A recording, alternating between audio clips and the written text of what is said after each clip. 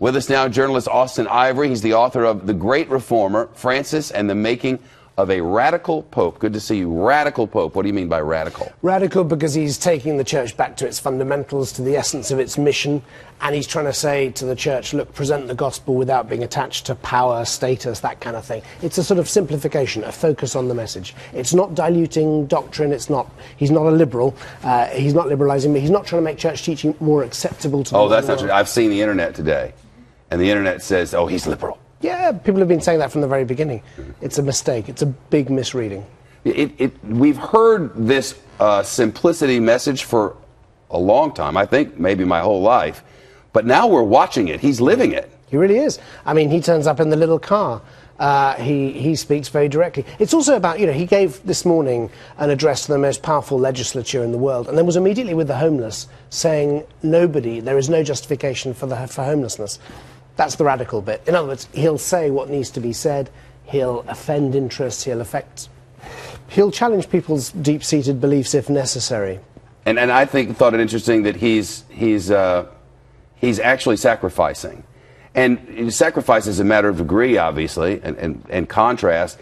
When you're given a palace and you just choose a meager hotel room, when you're given a massive limo and you choose a Fiat, I mean, he's made choice after choice after choice that, I don't know, they're worth watching. I mean, I have a little guilt over it. Yeah, no, I think we're all challenged by that. I mean, which of us, given a first-class ticket, would actually go and return it and say, no, I'd like to go economy, which is what he did as Archbishop of Buenos Aires. And the only thing he used to ask for was that, that aisle where you get the extra leg space because it's next to the emergency door. He suffers from sciatica, and you've seen that a bit on this trip, so he needs a bit of extra leg room, but he's always travelled economy. Now, there aren't many bishops that travel economy.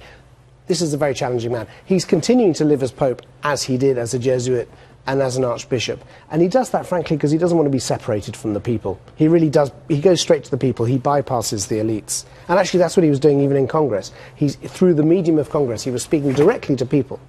And actually, what he was inviting Congress to do was to reconnect with the values and the needs and the concerns of ordinary people.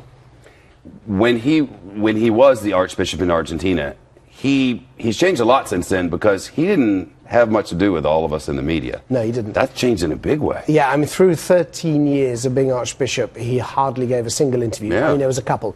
And he used to say, in fact, he didn't like to speak spontaneously to the press because he thought he would say things that would be misinterpreted, which is kind of amusing in retrospect. Now, of course, as Pope, he's given more interviews than all popes in history combined. I think it's because he changes because the post, the mission, demands something new.